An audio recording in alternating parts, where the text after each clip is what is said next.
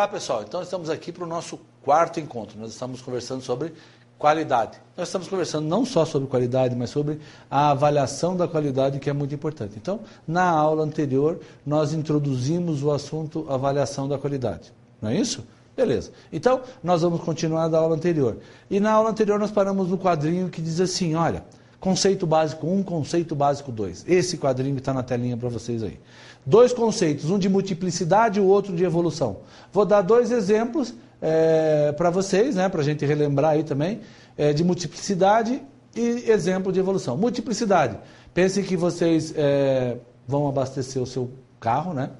E no abastecer o seu carro, vocês chegam no posto e vocês querem gasolina, e o atendente do posto lá diz para vocês assim, olha, vamos dar uma olhadinha para verificar se o óleo do carro está em dia. E você fala, não, vamos dar uma olhada. E ele verifica que o óleo do carro está baixo. E pergunta para você se você quer completar. Aí você diz, não, vamos completar. Então, o que ele fez? Ele ofereceu um item a mais para você do que aquele produto que você queria comprar. Isso representa multiplicidade. Então, hoje em dia, nas atividades do engenheiro também, nas atividades dentro da engenharia, o produto que nós oferecemos, ele tem que ser um produto carregado de múltiplas alternativas para o nosso cliente. Por isso que o nosso celular vem com tanto recurso, né? Ou seja, multiplicidade. Está ali, eu preciso. Meu cliente comprou porque ele precisava, na essência, da agenda do celular. Ele precisava de uma, além de falar, é claro, ele precisava também da agenda. E ele eliminou a agenda física em papel, comprando um celular que tivesse agenda. Vou usar o mesmo exemplo do celular para dizer da evolução da qualidade. Ora, será que a qualidade é evolutiva? Aí eu vou dizer para vocês assim, a qualidade é evolutiva. O que eu gostava o ano passado, hoje eu já não gosto mais tanto da mesma forma como gostava o ano passado. Por que isso acontece? Porque nós evoluímos nas nossas necessidades e a necessidade é qualidade. O atendimento à necessidade é qualidade. Então, por exemplo, aquele celular que eu comprei o ano passado, ele para mim não serve mais porque existem funções que ele não tem e que o celular que eu tenho hoje tem, que foi comprado há pouco tempo. Por exemplo, sei lá, acesso à internet. Então, eu exijo algumas coisas, eu tenho a necessidade de algumas alternativas com relação à qualidade. E aí os dois conceitos têm que ficar muito bem claro para vocês. O de multiplicidade e o de evolução. Significando dizer que o meu produto não pode ficar parado no tempo. Sob pena de meu concorrente fazer uma cópia e melhoramentos. Tá ok? Isso funciona particularmente muito bem a partir de uns 20 anos para cá, que a concorrência começou a ficar muito acirrada para as empresas, para as organizações. Tá ok? Na generalização do conceito da qualidade, nós temos aí a adequação ao uso, que é de Juran. Nós temos também a redução das perdas impostas à sociedade, significando dizer que essa redução é derivada não da atividade produtiva, mas é derivada da possibilidade de existir a atividade produtiva. Significando dizer que aquela organização faz a ação social não porque ela quer, não porque ela gosta de fazer ação social, mas como uma contrapartida por aquela organização poder utilizar em detrimento de outros possíveis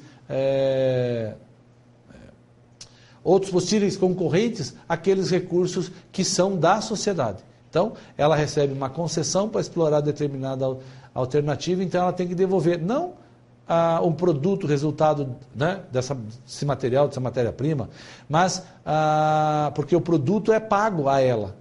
Existe uma contrapartida do cliente que compra. Mas para devolver à sociedade alguma coisa a mais. Ela recebe essa oportunidade e não devolvia. Agora ela tem que devolver. Isso é a ação social, isso é a ação ambiental.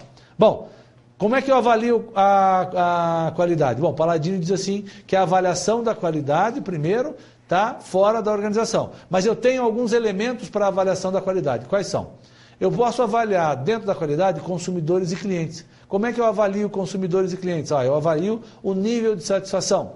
Eu vou avaliar também os objetivos da empresa, se a empresa atingiu as metas. Eu vou avaliar também o processo produtivo, que eu avalio no processo produtivo? A melhoria no controle da produção. Pessoal, produção hoje é melhoria contínua, conceito de melhoria contínua. A produção também não pode ficar estagnada, o processo produtivo não pode ficar estagnado também. Na mão de obra, o que eu avalio na mão de obra? Eu avalio o alinhamento entre o que eu recebo como funcionário e o que a minha organização recebe como organização. Pensem assim, vou dar um exemplo para ficar bem claro para vocês. Suponha que eu receba um salário. Esse salário é suficiente para mim? Faz com que eu atinja os meus objetivos? Se for, para mim é tranquilo. A prestação de serviço que a organização recebe de mim é suficiente pelo salário que ela paga? Se for, a organização e eu estamos alinhados.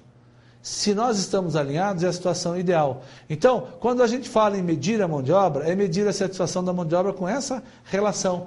Não é só a mão de obra, mas a mão de obra, a organização versus o nosso funcionário aqui. Não é uma competição, mas um alinhamento.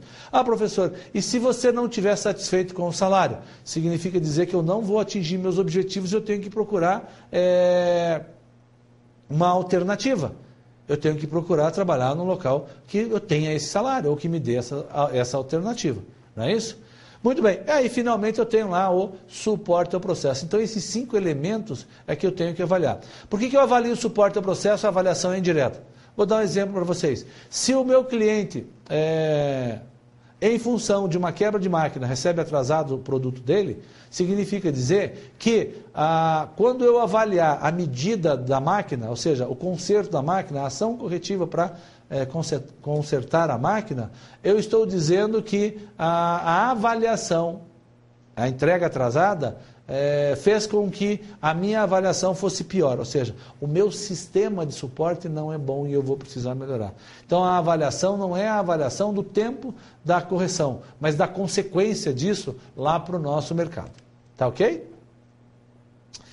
O objetivo básico da qualidade é avaliar objetivamente. Eu não posso avaliar subjetivamente. Não existe aí na qualidade o acho. Então a abordagem quantitativa vem para isso, para não avaliarmos através do acho. E esse modelo tem que ser interativo, tá bom? O que eu vou avaliar? O que é que eu avalio na realidade? Bom, eu posso avaliar posso realizar a avaliação da qualidade baseado em indicadores, posso realizar a avaliação da qualidade através da avaliação estatística dos processos e posso realizar a avaliação através da avaliação estatística dos produtos. Então, dessas 3 formas são formas representativas da avaliação quantitativa da qualidade. Para indicadores, o que eu preciso? Para indicadores eu preciso considerar alguns elementos. Por exemplo, desculpa, pessoal. Por exemplo, objetividade, meu indicador, quando eu criar um indicador para fazer uma avaliação, eu tenho que avaliar objetividade, clareza, precisão, viabilidade desse indicador, representatividade, visualização, ajuste, unicidade, alcance e resultados. Bom, desses 10 indicadores, que a gente diz assim, olha, esses 10 elementos têm que estar nos indicadores. Eu considero 3 que são essenciais. A objetividade, a clareza e voltado a resultados. Por que eu considero esses essenciais? Primeiro, o indicador objetivo ele traz um resultado de ação imediata.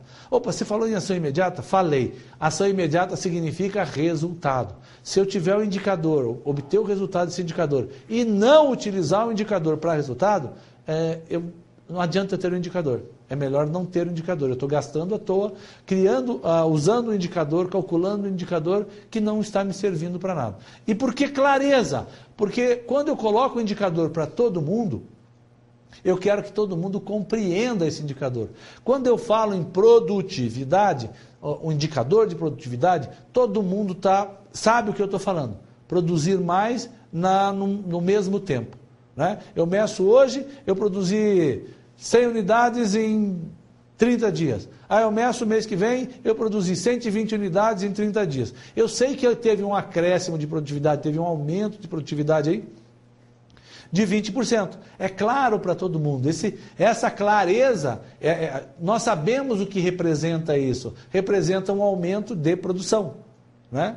Sem custo adicional. Então, é isso que representa a produtividade. Então, quando construirmos o indicador, esses elementos têm que existir no indicador. Como que nós construímos o indicador? Elemento, fator e medida. São esses 3 itens que nós devemos nos preocupar. Então, eu coloco aqui para vocês a estrutura de um indicador. Vamos construir um indicador, então? Elemento. Eu vou colocar um exemplo e vocês fazem o segundo. Por exemplo, elemento. Eu quero medir o desempenho de equipamentos. Qual é o fator? Peças produzidas por período. Na realidade, o fator nosso é a nossa equação, né?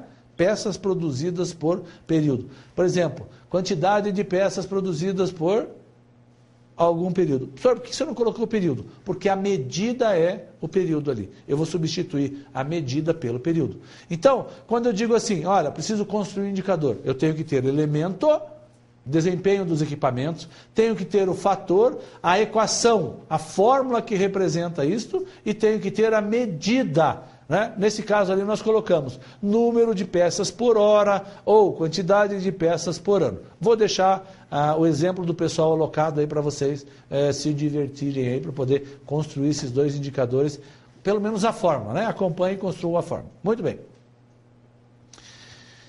Qualidade e produtividade. Os indicadores de qualidade também são indicadores de produtividade.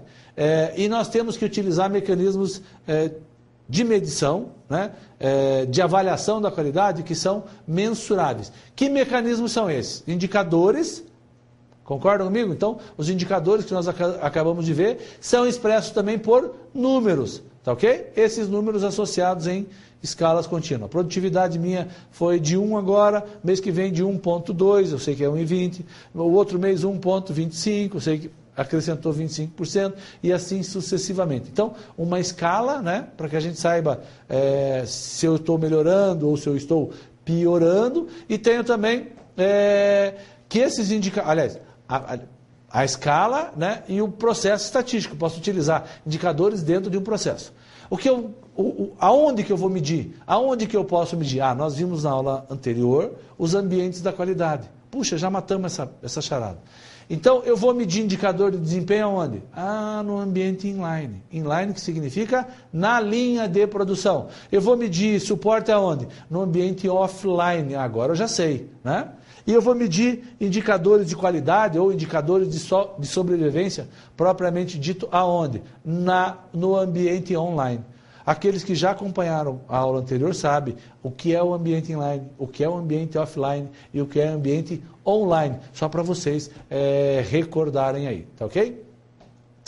Eu posso... Só que isso chega? Será que se eu medir os 3 separadamente é suficiente para mim? Eu vou dizer assim para você, não é suficiente.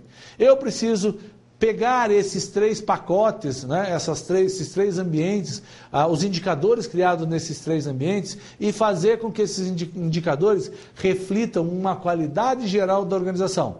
E existem alguns processos. Primeiro, eu posso estabelecer uma avaliação de multicritérios. Não é o nosso objetivo, mas na realidade eu estabeleço critérios específicos para fazer a avaliação e extraio de cada ambiente esses critérios.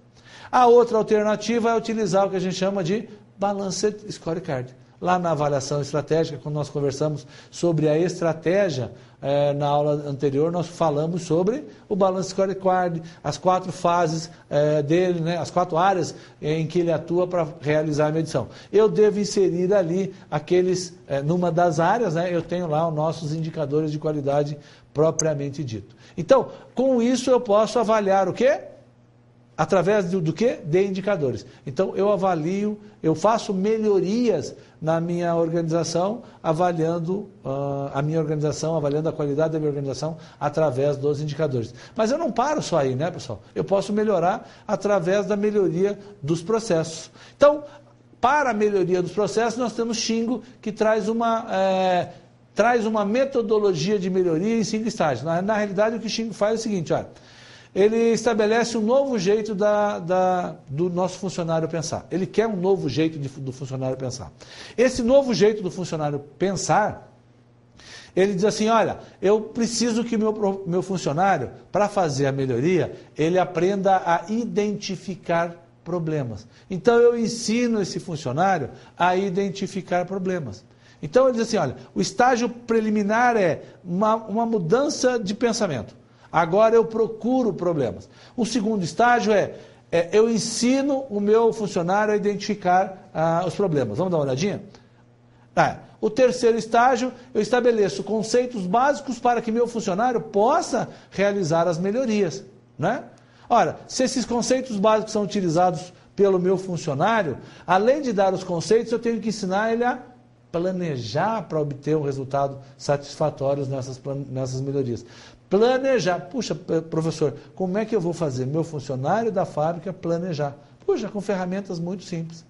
A hora que nós entrarmos no conteúdo de ferramentas, vocês vão perceber que existem ferramentas muito simples que são essenciais. E aí o nosso quarto estágio, daí sim, nós temos a implementação dessas melhorias através até das ferramentas de qualidade que nós temos. Legal? Uma filosofia agora, para buscar essa melhoria no processo, que vocês devem conhecer a palavra, mas muitas vezes nós não ligamos a palavra àquilo. São melhorias Kaizen, né? O que é um Kaizen? Na realidade, eu vou dar um exemplo para vocês bem tranquilo. Kaizen, na realidade, é uma melhoria incremental, ou seja, Kai significa modificar e Zen aí para melhor. Ele foi introduzido por Masai Imai lá em 1986 e é associado ao quê? A melhoria contínua. Por que é associado à melhoria contínua? Porque a filosofia prega que eu não passe um dia sem fazer algum tipo de melhoria. Que eu não deixe de procurar situações em que eu possa melhorar. Às vezes uma pequena melhoria, mudança do copo de um lado para o outro, faz com que eu trabalhe melhor. Eu renda mais, eu tenho uma melhor produtividade. Só que isso é uma filosofia, ele não diz como. Ele diz assim, olha, para fazer isso, você tem que utilizar as ferramentas. Mas a filosofia, a postura de procurar a qualidade é essencial. Então vamos lá. Considerado uma filosofia organizacional e comportamental, por isso que é filosofia, ele diz assim, não deve haver um único dia sem que haja alguma espécie de melhoria. Diz que a gente tem que evitar motivos que esfriam as ações e aquelas ações sugeridas para combater o modismo nós temos que estimular. Ou seja, evitar aquela ideia de que isso sempre foi feito assim, sempre funcionou assim, por que você vai me mexer? Para que você vai tentar modificar essa alternativa? Não estimular a criatividade do funcionário a fazer alguma coisa, isso é ruim. O Kaizen diz assim, não olhe para isso, descarte essa situação, tá ok?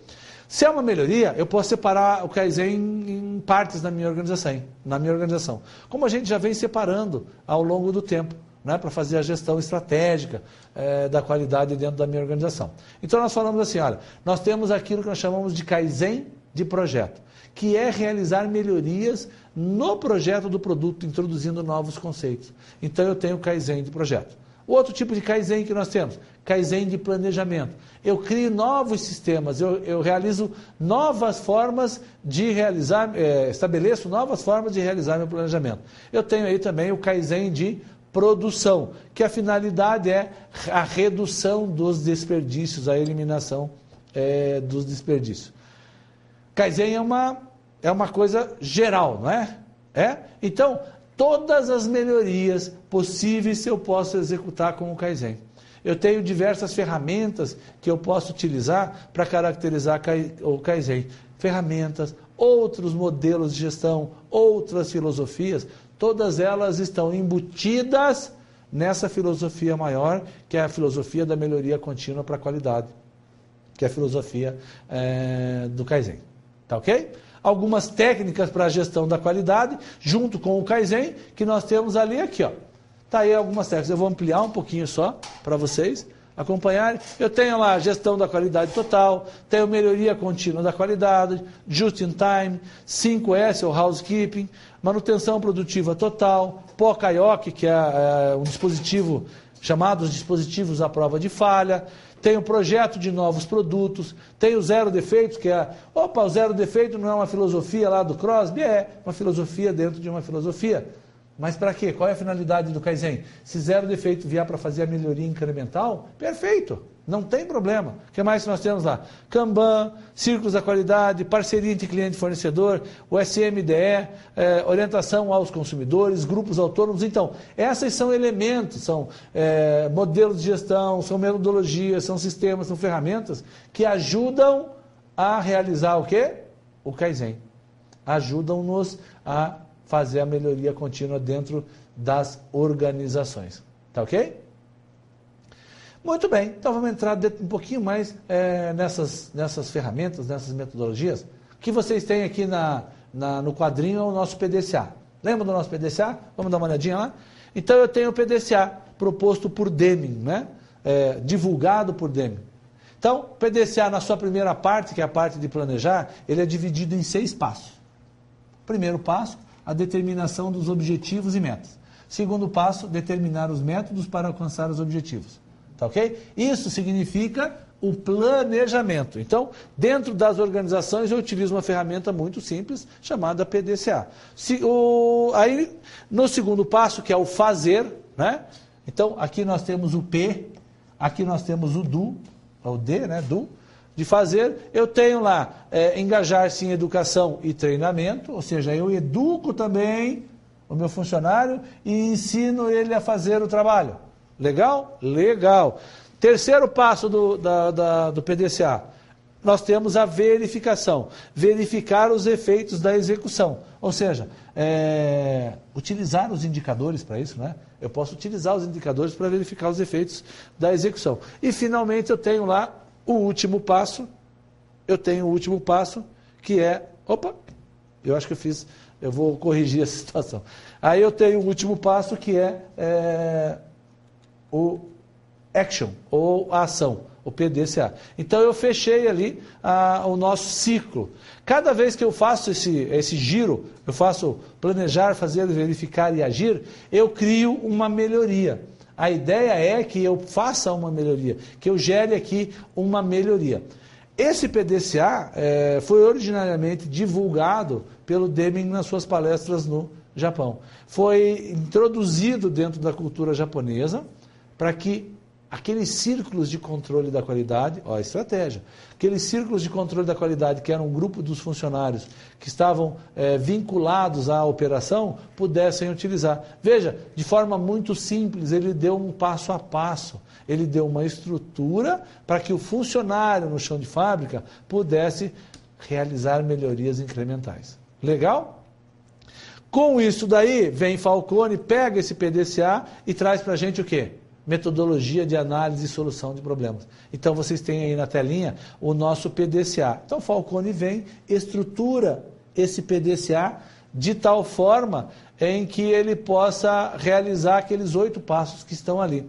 A identificação do problema, a observação, a análise para descobrir as causas e o plano de ação. Isso é o planejamento, né? Aí eu aplico, eu faço, eu executo, eu tenho a ação para eliminar as causas e faço a verificação da eficácia da ação. Significando dizer assim, olha, deu certo ou não? Se não deu certo, ou seja, se o bloqueio não foi efetivo, eu volto lá para o passo 2 e continuo a fazer isso sistematicamente até que o bloqueio seja efetivo. Bloqueio foi efetivo, padronizo, ou seja, estabeleça um procedimento operacional padrão. Registro, né? Fluxograma de um lado, escrita do outro, e monto um procedimento operacional padrão e concluo, divulgo, arquivo isso dentro da organização para tornar disponível para todo mundo. Quem identificou esse modelo, quem colocou esse modelo nas empresas brasileiras, foi o Falcone, um daqueles gurus da qualidade que a gente sempre estuda. Então, ele consegue identificar aqui, através do MASP, ele consegue dar para o funcionário uma ferramenta bem tranquila, uma ferramenta muito simples. E aí, o PDCA ainda pode ser utilizado para diversos itens, não só para corrigir um problema, mas para acompanhar a execução de uma tarefa. Quando é para acompanhar, a gente diz assim, olha, já tem um padrão, eu não preciso planejar. Eu só quero fazer a execução e a verificação do padrão. E aí a gente diz que nós temos 3 áreas que a gente pode utilizar o PDCA ou essa estrutura que nós acabamos de ver. É na manutenção daquela atividade, na melhoria da atividade e na criação, na inovação. Não é à toa, né, que as normas ISO, elas trazem o PDCA como um balizador essencial. Tá ok? Outra ferramenta, modelo conceitual agora ainda, 5W e 2Hs. Aí nós temos o 5W e 2Hs. O que é 5W? São palavrinhas em inglês, né, que representam alguma coisa. Na realidade, os 5W e 2Hs nos ajudam a estruturar um processo, né? Se eles nos ajudam a estruturar um processo, eu tenho que responder essas perguntinhas. Então, what quer dizer o que e a ideia é de objeto. Who quer dizer quem. What quer dizer o que vou fazer. Who, quem vai fazer. Where, onde vai ser executada aquela tarefa. When, quando aquela tarefa deve ser executada. Por que aquela tarefa deve ser executada? Como aquela tarefa deve ser executada e quanto custa aquela tarefa. Originalmente nós tínhamos lá na ferramenta 5Ws e 1H. Agora nós já temos incorporado 5Ws e 2H. Um exemplozinho de 5W e 2H. Vamos lá. Estou estruturando um processo. Bem simples. Vamos fazer café? Vamos fazer café. Então, o que? Fazer café preto na cafeteira. Não sei se tem outro tipo de café. Né? Tem café branco na cafeteira? Não tem, né? Então, tem que fazer café preto na cafeteira. Quem vai fazer? A zeladora do turno da manhã. Aonde? Na cozinha, localizada no 3º andar. Percebam que eu estou estruturando o processo. Quando? Todas as manhãs, às 9 horas. Por quê? Mantém ativos os funcionários. Como ela vai fazer? Opa, é o processo de execução.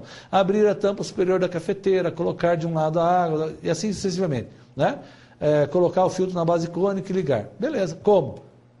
Quanto custa? Tudo que eu puder agregar, atribuir diretamente ao café, eu posso fazer. Por exemplo, valor da porção do pó de café, mais o valor da hora com encargos da zeladora, mais o valor da energia consumida e assim sucessivamente, né? Então, ferramenta essencial para a gente. Legal. Outras ferramentas que nós podemos ainda trabalhar na qualidade. Brainstorming, brainwriting e benchmarking. O que é brainstorming? Professor, eu ouvi dizer que brainstorming é uma tempestade cerebral. Na realidade é mesmo. Mas eu posso ter brainstorming dirigido ou não dirigido. Se ele for dirigido, eu peço para a minha equipe, põe todo mundo numa sala e falo assim, olha, nós temos tal problema, nós queremos soluções para o problema. E cada um dê a sua solução, cada um grita uma solução. Ou eu quero sugestões para um novo produto esse ano. E aí vocês vão pegar um monte de gente falando sobre uma quantidade muito grande de produtos, ideias, né? Tá ok?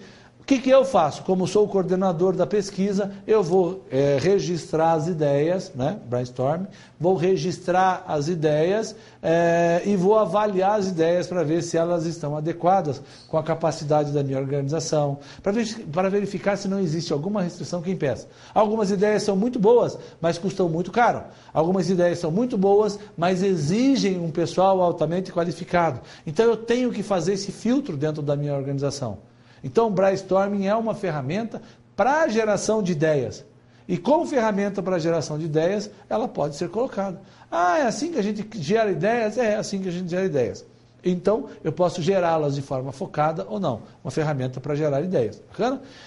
Eu tenho um outro ali, que é o brainwriting. Bom, brainwriting, de forma similar ao brainstorming, o procedimento é o mesmo. Só que ao invés das pessoas falarem, elas escrevem num cartão e passam para o coordenador.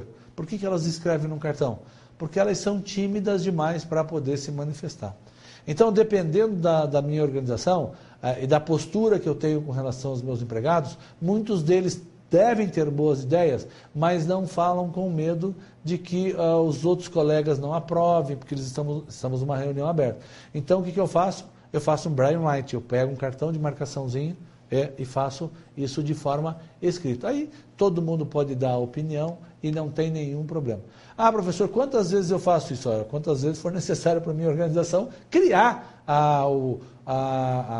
ter a ideia nova plausível ou resolver aquele problema que eu estava discutindo. Tá ok? E aí nós temos o benchmarking também. Benchmarking também tem um processo, não é só, por exemplo, a espionagem industrial, né? O benchmarking tem um processo de troca de informações. Esse processo de troca de informações, ele pode ser usado muito bem por empresas do mesmo ramo que não são competidoras. Por exemplo, empresas na área da energia elétrica não são competidoras porque elas são concessionárias de determinada região. Então eu posso, por exemplo, pegar uma empresa daqui e ir lá para os Estados Unidos e verificar que ações na área da energia elétrica eles estão fazendo lá, que são consideradas o estado da arte, ou seja, são consideradas mais avançadas, que eu posso trazer para cá. Isso é benchmarking, isso faz com que as empresas utilizem isso, a melhor metodologia, as melhores situações de mercado, os melhores insights, né? As melhores recomendações para aquela empresa. Eu vou ser conhecido se eu pegar essas situações e tentar adaptar a minha empresa e der certo, eu vou ser considerado referência também. Então, a gente faz um benchmark. Às vezes eu sou melhor num ponto e aquela outra empresa é melhor em outro ponto. E aí eles vêm avaliar a nossa situação e nós vamos avaliar a situação deles. Isso não significa que eu concorra com ele, né? E aí nós dois ainda podemos desenvolver. Então, ferramenta utilizada para a identificação das melhores práticas existentes, normalmente dos concorrentes, representa a busca pelo estado da arte encontrado no mercado. Agora, nós temos aí a fluxogramação como ferramenta. Bom, fluxogramação é desenhar, fazer a representação de um fluxo, né? A sequência, o passo a passo daquilo que nós temos que executar. Qual é a finalidade? Padronizar a representação dos procedimentos, maior rapidez na descrição dos métodos, facilitar a leitura e o entendimento. Se nós estamos avaliando ferramenta, nós não podemos deixar de avaliar a fluxogramação. Facilitar a localização e a identificação dos aspectos mais importantes, traz maior flexibilidade e exige de quem olha um melhor grau de análise, né? Exemplo de fluxograma para a identificação de um problema. Vamos lá? Seguindo o nosso passo do PDCA e a filosofia do Shingo aí. Vamos lá? Está aqui, ó, o nosso fluxograma. A ideia, vou fazer uma explicação dessa primeira parte, depois vocês vão ter que dar uma olhada com bastante carinho, né? Então nós temos aqui, ó, tirei aqui, o início. Vou para baixo. Vamos para baixo, isso. Aí nós temos aqui o início do processo. A simbologia é característica, então nós temos que ter cuidado. Aí nós temos aqui a análise dos relatórios, eu estou representando. Aqui é uma tomada de decisão. Pessoal, tomada de decisão não é uma elipse, né? Propositadamente, nós temos que corrigir isso daqui. Corrigir isso daqui, isso aqui não é uma elipse, é um losango. A representação gráfica para uma tomada de decisão é um losango, né? Então, propositadamente para você verificar que a forma é importante. Olha, na análise dos relatórios de identificação do problema, eu posso utilizar um gráfico de controle, posso utilizar uma tabela específica, uma lista de verificação, posso utilizar um histograma, posso utilizar a metodologia dos 5 porquês, ou seja, associado ao desenho do fluxograma, eu tenho ferramentas da qualidade que ajudam a gente na tomada de decisão. Tá ok? Isso daqui é o fluxo nosso de tomada de decisão lá do nosso MASP. Então, vocês podem utilizar isso daqui como referência. Bacana, pessoal? É bem simplesinho e é bom de vocês avaliarem. Só não se esqueçam, não é elipse, é um losango. Então, para caracterizar que a forma é importantíssima também. Uma outra ferramenta que a gente usa é a estratificação. Para que é que serve a estratificação? Para a gente separar em grupos menores e avaliar grupos menores. Quando eu estratifico, eu tenho um problema, por exemplo. Tem uma goteira no teto. E agora? Tem uma goteira no teto. O que eu posso pensar que essa goteira no teto é? Eu posso pensar que essa goteira no teto é ocasionada por vazamento na caixa d'água ou ocasionada pela chuva lá fora. Então, eu começo a separar. A estratificação, a gente procura separar em grupos para poder a tomada de decisão e identificar aí o problema. Vamos dar uma olhada num exemplozinho? Problema da refrigeração do armazém. Eu tenho aí a primeira estratificação, a segunda estratificação. Então eu tenho um problema de refrigeração no armazém, provavelmente essa câmara fria no armazém, ela não refrigera adequadamente. e aí eu faço a estratificação. O que é a estratificação? É separar. Eu avalio dentro e fora da câmara fria desse armazém. Então, eu tenho, na primeira estratificação, problemas que podem ser externos, problemas que podem ser internos. Lá em problemas externos, eu identifiquei 2 problemas. Problema na tubulação e problema na temperatura externa. Eu já estou na segunda estratificação. Ah, professor, eu sempre tenho que achar dos 2 lados? Eu vou falar assim para você. Não, necessariamente, quando você identifica o problema, você para o processo. A ideia aqui é que só a forma de separação que é interessante. Porque o que eu faço é, a cada estratificação eu analiso os elementos. Não identifico, vou estratificar de novo. Não identifico, vou estratificar de novo. Né? Avalio um lado, um grupo ou outro grupo. Se eu encontro o problema num grupo, eu não preciso avaliar outro grupo, porque eu já encontrei o problema. Tá ok? Outra ferramenta que nós temos aí da qualidade são os 5 porquês. E apesar de falar que são 5 porquês, né? Não necessariamente não para no 5.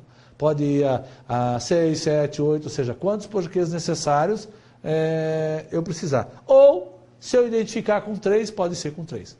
Vamos no exemplo? Olha lá.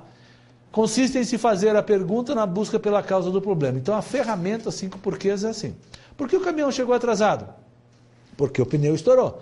Por que o pneu estourou? Porque não foi... por que o pneu estourou? Está lá a resposta. Porque o pneu estava gasto. Por que não foi verificado? Porque o caminhão não fez a manutenção. Por que o caminhão não fez a manutenção? Porque não estava no plano de manutenção. Porque não estava no plano de manutenção. E por que não estava no plano de manutenção? Porque o plano de manutenção estava errado. Bom, eu parei aqui. Nós poderíamos dizer assim, por que o plano de manutenção está errado?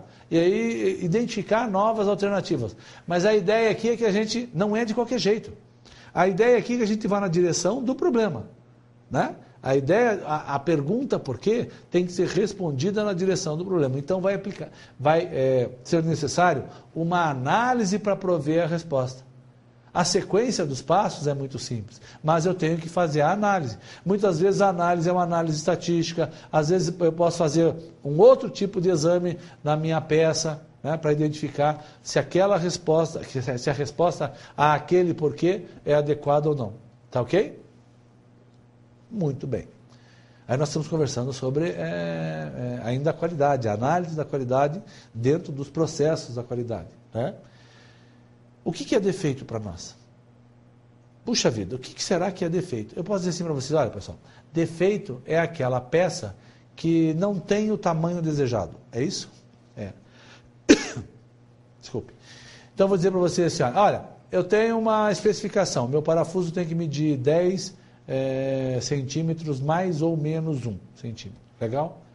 Você vai dizer, legal. Se eu fizer 10 centímetros, se eu produzir um parafuso com 10 centímetros mais 1,2, ou seja, se eu produzir um parafuso com 11,2 centímetros, esse parafuso é aceitável? Aí você vai dizer assim, não, professor, não é aceitável porque está fora daquela especificação. Então, aí está. Dentro da produção, o que está fora da especificação para a gente é defeito. Para a qualidade, não estar dentro da especificação, a gente chama de defeito. Não quer dizer realmente que aquele parafuso não preste para parafusar, mas dentro daquela norma, ela está fora. Então, aquele parafuso tem defeito e eu tenho que verificar no processo como é que eu faço a correção. Né? Então, eu coloco ali para vocês a identificação de defeito para a peça ou a identificação de um problema para serviços de uma forma geral. Então, as perguntas que eu faço lá para você. O que causa produtos ou serviços defeituosos? Como são fabricados itens defeituosos? O que nós devemos fazer para diminuir a ocorrência desses defeitos? Eu tenho lá, primeiro, acreditar que possam ser reduzidos. Podemos nos livrar dos defeitos desde que essas causas sejam descobertas e eliminadas. Que legal! Então eu posso verificar como é que eu consegui produzir aquele parafuso de 11,2 centímetros, 11,2 centímetros, e verificar como que ele foi produzido e verificar o que é que deu causa àqueles 0,2 centímetros a mais. E aí eu retiro isso do processo, corrijo essa alternativa do processo, não é isso? O que causa produtos ou serviços defeituosos ou situações de problemas, então, para nós é a variação. E eu tenho variação em todos os lugares. Eu tenho variação em materiais, eu tenho variação em condição dos equipamentos, eu tenho variação no método de trabalho, eu tenho variação na inspeção. Isso é para dizer para vocês que a variação, ela vai existir na qualidade. A variação vai existir na qualidade. Aliás, a variação vai existir na produção. Não existe como você produzir dois produtos exatamente iguais, até no sentido matemático da palavra.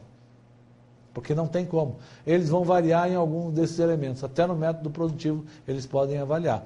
Então, quando está dentro dessa especificação, quando está dentro dessa norma, a gente diz que o produto é conforme. E quando está fora, a gente diz que esse produto é não conforme. Para a qualidade, o defeito é igual ao desvio, ou à ação que não agrega valor ao produto, ou que não produz impacto sobre a melhoria do processo. Significa dizer que meu cliente não vai querer aquele parafuso de 11.2. É isso que o texto está querendo dizer para a gente, né? E bom, tá ok. Como é que eu faço isso então? Bom, eu tenho que avaliar, né? A evolução do conceito da qualidade faz com que a gente corra atrás dessa avaliação. Então, eu tenho que proporcionar a ausência de defeitos no produto. Eu tenho que proporcionar a ausência de defeitos no processo e tenho que ajustar o produto às expectativas do consumidor. Isso significa dizer que aquela evolução da qualidade que nós estudamos está sendo aplicada aqui. A ausência de defeitos no produto eu posso fazer com a inspeção. A ausência de defeitos no processo eu posso fazer com ferramentas estatísticas, gráficos de controle. Ora, ajuste do produto à necessidade do cliente, eu posso fazer com uma ferramenta do Quality Function Deployment. Então, o que nós estamos fazendo? Nós estamos evoluindo aqui com a nossa qualidade. Legal? É isso que nós vamos fazer. Então, isso significa dizer que nós vamos ter que retirar a evolução da qualidade do processo? Não. Nós temos que utilizar a evolução da qualidade do processo. Como é que eu vou identificar problema, então? Eu tenho que realizar um diagnóstico nesse processo. Eu tenho que realizar um diagnóstico. Princípio da variação nós acabamos de ver. Né? Esse nosso princípio de variação significa dizer que todos os elementos, todas as alternativas têm uma determinada causa. E eu tenho também o princípio de Pareto, que na realidade foi criado por Juran. Juran é que usou o princípio de Pareto para criar o gráfico de Pareto. Né? O gráfico de Pareto ficou com esse nome porque Juran citou uma vez e acabou ficando dessa forma. Mas tudo bem. Então, o princípio de Pareto diz assim, causas vitais e causas triviais. E dizem assim, causas vitais provocam grandes impactos, são causas que provocam grandes impactos. Causas triviais nós temos um monte, só que o impacto causado por ela são muito poucas. Né? E aí nós precisamos identificar essas causas. Como é que nós vamos identificar essas causas? Realizando um diagnóstico. Como é que eu posso realizar o diagnóstico? Através de 4 elementos. Intuição, experiência, análise estatística com base em dados, pesquisa experimental. A intuição é a cartomante. Não serve para nós. Intuição é chegar lá na dona Diná lá, ela diz, dona Diná, dá uma lida na mão aqui que eu quero saber o que vai acontecer na minha vida. Isso é intuição. Ou seja, nenhuma garantia de que é verdadeiro, nenhuma garantia de que aquilo realmente vai acontecer, não sei. Não dá para usar a intuição dentro do sistema produtivo. Não é impossível, é impraticável isso. Bom, então sobrou quem? A experiência. A experiência é legal para realizar um diagnóstico, só que ela não é efetiva, porque a experiência ela foi passada numa situação similar. Então eu não posso dizer que vai acontecer. Eu posso usar a experiência como complemento de um diagnóstico que eu já tenha feito, mas nunca como um diagnóstico principal daquilo. Muito bem, aí eu tenho a análise estatística com base em dados, que é um instrumento das ferramentas da qualidade, né? A análise estatística, baseado em dados verdadeiros, baseados numa evolução de dados ao longo do tempo, eu posso projetar o que vai acontecer com o meu sistema dali para frente. Eu posso dizer quantos defeitos eu terei ali para frente. E, finalmente, eu tenho a pesquisa experimental, que delas é a mais perfeita, só que para as organizações é impraticável. Significando, o impraticável aqui, pessoal, significa dizer o seguinte, olha, nem todas as organizações podem fazer experimentos com todos os produtos que tem. Tem que colocar na linha de produção, vão produzindo e à medida que vão produzindo, vão entregando para o cliente. Vão identificando os defeitos e escolhem uma forma de diagnóstico dessa. Então, a pesquisa experimental, ela é essencial, é a mais precisa de todas as 4 para fazer o diagnóstico, mas não é a mais utilizada em função do seu custo. Então, quando a gente fala em diagnóstico, quando nós falamos em diagnóstico, a minha preocupação é utilizar o diagnóstico adequado. Então, para a qualidade de uma forma geral, nós vamos realizar a avaliação estatística baseada em dados, certo? Em registro de dados. Nós podemos complementar isso com a experiência do avaliador, né? Como complemento. E a pesquisa experimental em casos especiais, ou seja, em casos em que o produto exige essa situação. Por exemplo, tomógrafo. Quero produzir tomógrafo e eu quero saber se no processo produtivo vai gerar defeito, se o produto em si, no final da linha de produção, vai gerar produto. Então, o que eu faço? Eu monto uma linha de produção, uma célula de produção aqui, produzo esse tomógrafo e meço tudo que pode impactar naquele ambiente de produção. Legal? E avalio os riscos de ter um defeito ou não. Aí sim. E intuição? Nunca. Tá ok? Essa é a ideia. Muito bem. Então, feito o diagnóstico, só que para o diagnóstico eu preciso coletar dados. Eu preciso de informações para realizar a coleta de dados. Vamos dar uma olhadinha nas recomendações para a coleta de dados? Olha lá.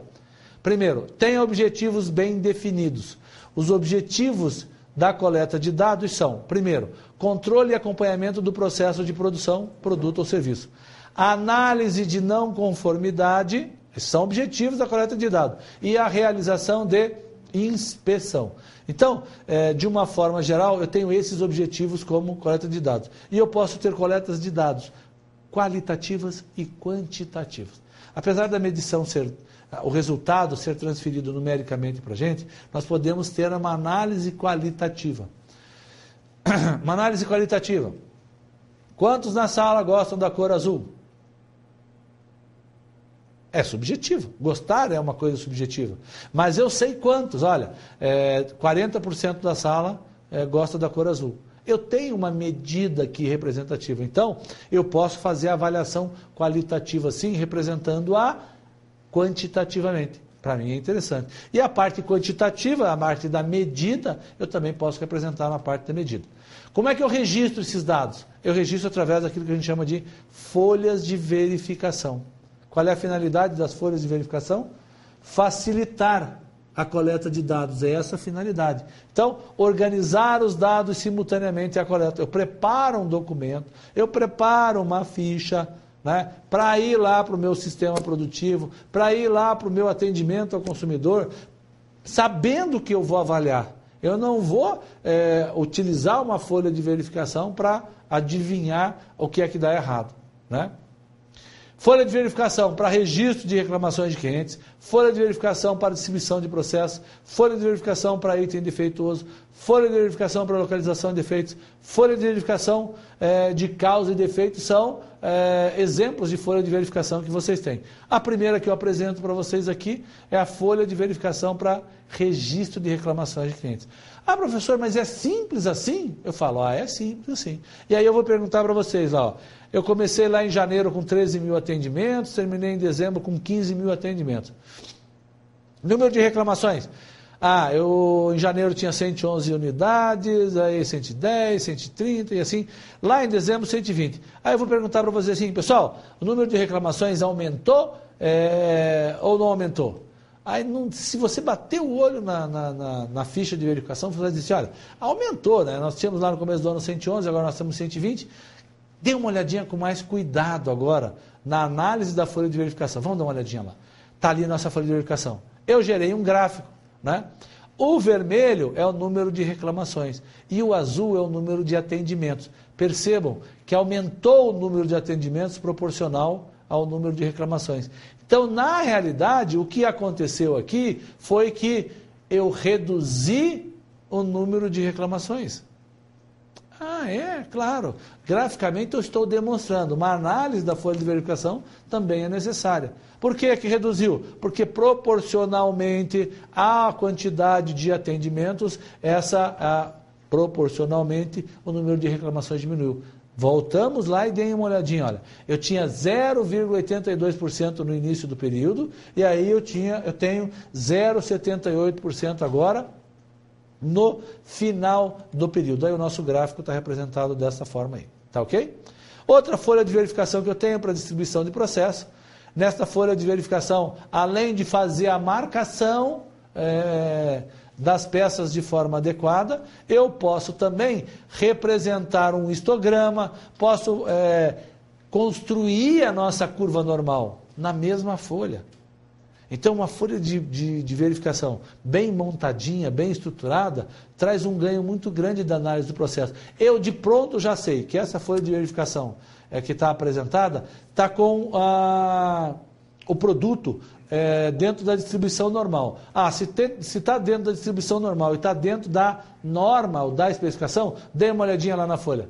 Vamos lá para a telinha, isso. Então, se está dentro da norma, dentro da especificação, o que eu tenho aqui é um produto que eu tenho um processo que é competente, eu tenho um processo que é estável, só batendo o olho. Eu já sei que meu processo é estável, meu processo é capaz, ou seja, atende à necessidade do nosso cliente. Legal? Vamos ver se nós temos uma folha de verificação para itens defeituosos, está aí.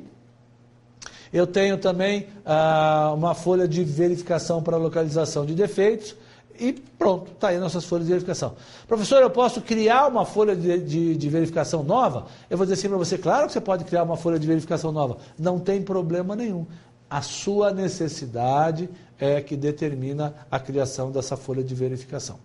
Tá ok? Outra ferramenta da qualidade que é importante, diagrama de Pareto. Nós falamos sobre o Vilfredo Pareto, que era o economista italiano, né? Vilfredo Pareto, 1897.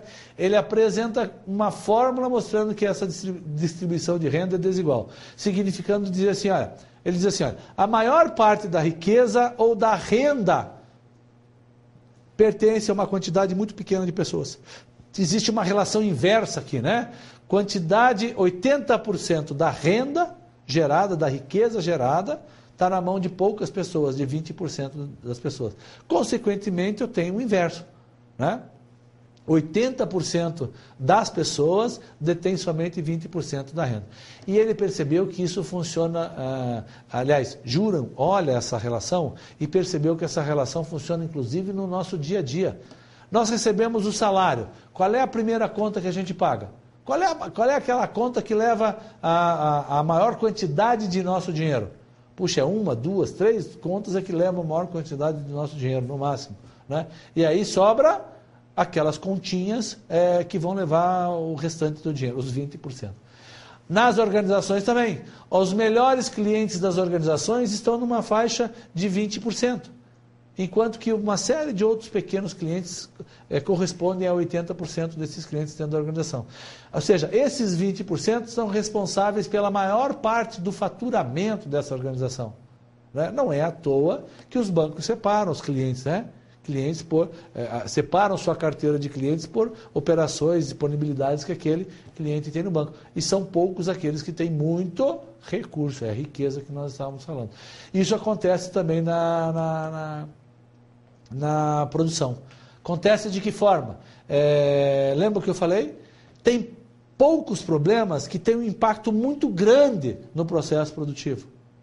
E que eu tenho que resolver antes de resolver aquele monte de problemas pequenininhos que quase não tem impacto. Mas eu preciso identificar esse problema e preciso identificar o impacto. Então o diagrama de Pareto faz isso. Ele nos ajuda a visualizar esse impacto, a organizar e ele a visualizar. Vamos ver como é que isso acontece? Então lá, Juran aplica um método gráfico como uma forma de classificar os problemas da qualidade nos poucos vitais que nós conversamos agora e nos muitos triviais. E denominou esse método de análise de Pareto. E diz assim, a maior parte dos defeitos e de seus custos decorrem de um número pequeno de causas. Legal. E aí gera um gráfico desse tipo. Eu tenho um problema 1, 2, 3, problema A, B, C, D, E, F, problema 1, 2, 3, 4, 5, 6, né? Caracterizado pelas letrinhas do lado. Aí eu vou dizer assim, olha, dentro da análise que eu fiz, o problema D é o problema que tem o maior impacto. Então, eu vou organizar os problemas pela importância que eles têm. Se a importância for quantidade, eu vou alinhá-los pela quantidade. Então, a maior quantidade vai estar encostadinha aqui no nosso eixo vertical de quem está olhando, né, de vocês estão olhando, do lado esquerdo. Então, e aí até chegar no último, que tem lá. Põe no quadro para mim, isso, a telinha, isso, legal. E aí eu tenho lá no último, o outros. O que o outros está significando ali? Está significando que eu tenho outros problemas que estão tudo naquela caixinha ali, que estão todos naquela caixinha ali.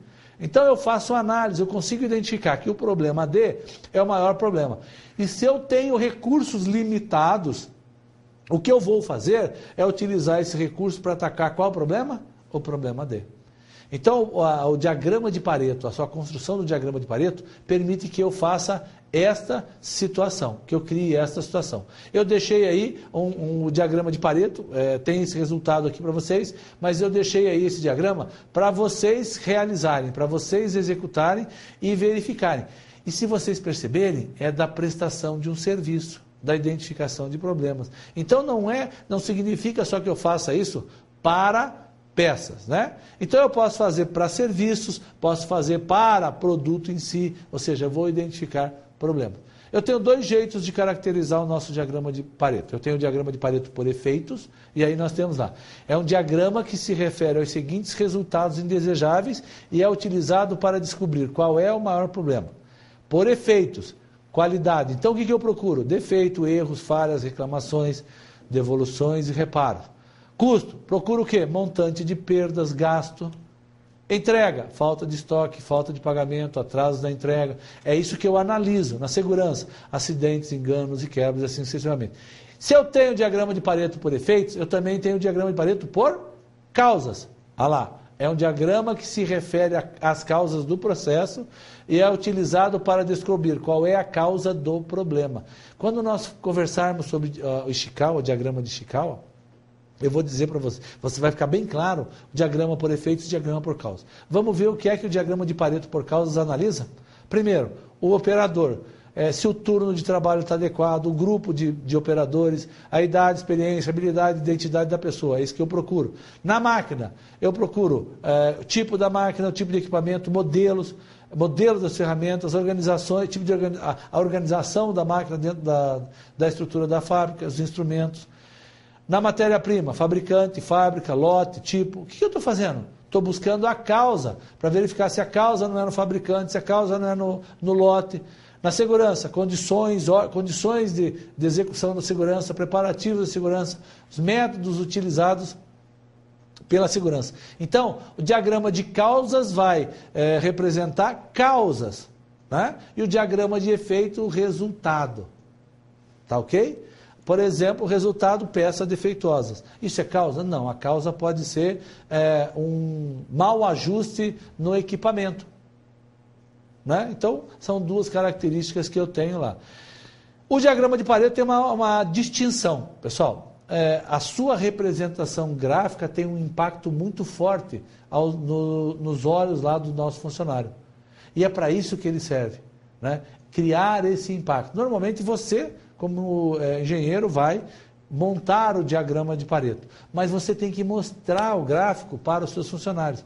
E mostrar o gráfico antes, na hora que você identificou, e depois, na hora que você fez essa reavaliação. Por que é que você faz isso? Ora, porque ao fazer isso, você tem essa distinção aí que você tem no quadrinho. Olha o que é que você tem lá. A comparação entre os dois. Tendo a comparação entre os dois, o que eu fico? Eu fico com esse diferencial aqui, visual. Se eu estou dizendo para vocês que uma das melhores estratégias da gente é trabalhar de forma visual, né? Então a ferramenta está dizendo que eu tenho uma melhoria desse tanto aqui para o meu funcionário, que a ferramenta funciona, que a ferramenta é válida. Então, olha lá.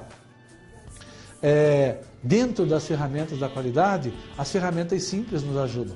Tá ok? Nós vamos, no nosso próximo encontro, nós vamos partir daqui e nós vamos ver as outras ferramentas. E aí vocês vão perceber que todas as estratégias que nós colocamos para trás e os processos são fundamentados pela execução das ferramentas. Tá ok?